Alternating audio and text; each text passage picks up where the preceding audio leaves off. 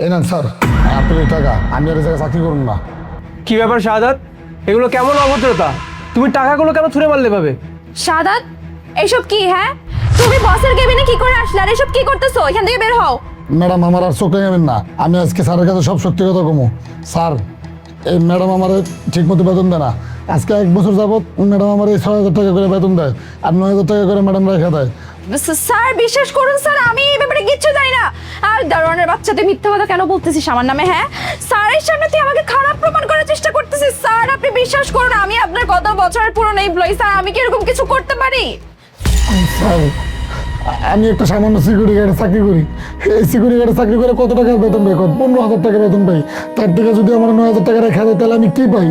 Madam আমার কইছে আমি যদি আপনার কাছে কই আমার চাকরি থেকে বাইর করে দিব। এই ভয়ে কইতে পারি না আজ পর্যন্ত। কিন্তু স্যার, এখন আমার পিঠ দেওয়ালে ঠেকে গেছে। আমার যে ছোট মাইয়া, এই ম্যাডাম আজকে স্কুল থেকে বেতনের লেগে বাইর করে দিয়েছে। স্যার, একটা বাবার লাগে এটা কতটা কষ্টকর, এটা ম্যাডামের মতো বড় লোক মানুষ তো বুঝবো না। স্যার, শাহাদাত, একটু চুপ থাকো। নদী, এগুলো আমি কি শুনছি? তুমি নাকি ওকে 6,000 টাকা বেতন দিচ্ছ, তাহলে বাকি টাকাগুলো কোথায় যাচ্ছে? স্যার আমি জানি না ও কেন আমার নামে এরকম মিথ্যা কথা বলতেছে। আমি ওকে প্রতি মাসে 15,000 টাকা করেই দেই। স্যার বুঝতে পারছি ম্যাডামের কথা আর আমার কথা আপনি বুঝতে পারতেছেন না, তো কারটা বিশ্বাস করবেন? আমি আপনার যথেষ্ট প্রমাণ দিতেছি। এই প্রমাণের উপরে আর কোনো কথা থাকতে পারে না। আমগো মতো গরিবরা টাকার পরোয়া করি না। এই যে আমি আমার মায়ের মাথা হাত দিয়ে কইতেছি, স্যার ম্যাডাম আমার 1 বছর যাবত এই টাকা দিতেছে, আমার বেতন ঠিক মতো দেয় না। স্যার, নদী, তুমি কি একটু বলবে? আমি কিন্তু ভদ্রভাবে তোমাকে জিজ্ঞেস করছি। শাহাদাত যেটা বলছে, অনেক বড় একটা এলিগেশনস দিচ্ছে তোমার নামে। স্যার আমি তো ওকে প্রতি মাসে স্যার ব্যাংক অ্যাকাউন্টে পেমেন্ট দিয়ে দিই স্যার। হ্যাঁ হ্যাঁ স্যার, প্রতি মাসে ব্যাংক অ্যাকাউন্টে দেই। স্যার আপনি বিশ্বাস করুন স্যার, আমি 15,000 টাকা করে দেই স্যার। আমি জানি না ও কেন মিথ্যা কথা বলতেছে। স্যার ওই যে বললাম না, আমার মনে হয় কি স্যার জানেন, ও না ওর পেমেন্ট বাড়ানোর জন্য আসছে স্যার। এই কথাটা বলে স্যার ও নিজের পেমেন্ট বাড়াইতে চাচ্ছে স্যার। এই ছোট লোকের বাচ্চাদেরকে আমার খুব ভালো করে চেনা আছে। স্যার ম্যাডাম মিথ্যা কথা কইতেছে। স্যার, আমার কোনো ব্যাংকে কিছুতেই জানি। হ্যাঁ, আমার এই প্রথম থেকেই ব্যাংকের কথা কইছি। ম্যাডাম আমার কয় না, ব্যাংকে টাকা নেওয়া লাগবো না, তোর মতো গরিবের ব্যাংকের অ্যাকাউন্ট খুলে কি করবি, আরো খরচ, তুই হাতে টাকা নিবি, বেতন বেশি পাবি। এর লেগে আমার হাতে হাতে বেতন দেয়। কিন্তু প্রথমে 1-2 মাস বেতন দেওয়ার পর থেকে আমার আর ফুল বেতন দেয় না। কয় এই টাকা নিবি, এই টাকা নিয়ে যদি কোনো কথা কই, তাহলে আমার চাকরি থেকে বাইর করে দিবি, এই ডর দেয়। আমি মায়ের স্কুলের বেতন বাজাইতে বাজাইতে অনেক মাস হয়ে গেছে, এর লেগে আজকে আমার মায়েরা বাইর করে দিচ্ছে। আচ্ছা থাক, এত ইমোশনাল হবে না। আমার এখানে প্রতি মাসে যাকে যাকে স্যালারি দেওয়া হয়, সমস্ত ডকুমেন্ট স্যালারি শিটে এন্ট্রি করা হয়। আমি এক্ষুনি চেক করে দেখছি, দাঁড়াও। না না স্যার, এটা চেক করার কেন স্যার? আমি আপনাকে বললাম না আমি পেমেন্ট করেছি। আরে বাবা, প্রমাণ থাকতে মুখে কেন কথা বলবো? যদি আমার কাছে প্রমাণ থাকে, প্রমাণটাই তো যথেষ্ট। আমি একটু দেখি, দাঁড়াও। হ্যাঁ অ্যাকচুয়ালি স্যার আমি এই মাসে স্যার সার্ভারটা একটু ডাউন ছিল স্যার, এই জন্য আমি স্যার এটা করতে ভুলে গিয়েছি। I am sorry sir. কিন্তু স্যার আমি সত্যি বলছি স্যার, আমি ওকে পেমেন্ট করেছি। নদী, তোমাকে ভদ্রভাবে জিজ্ঞেস করলাম, তুমি কিছুতেই স্বীকার করছো না।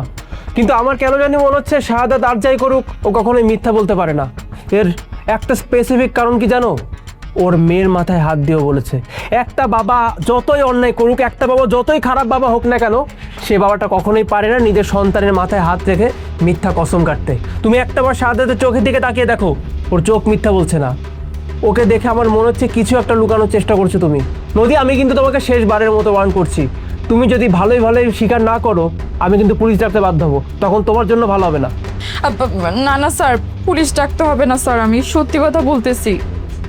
আসলে স্যার আমার ফ্যামিলিতে কিছু মাস ধরে ক্রাইসিস চলতেছে। আমার টাকা পয়সার অনেক বেশি দরকার ছিল স্যার, এই জন্যই আমি ওর পেমেন্ট থেকে প্রতি মাসে কিছু কিছু টাকা আমি নিজে রেখে দিতাম, আর বাকিগুলো ওর হাতে দিতাম। Sir I am really sorry sir, please আমাকে ক্ষমা করে দিন স্যার। আই প্রমিস এরকম আর কখনো হবে না। হোয়াট?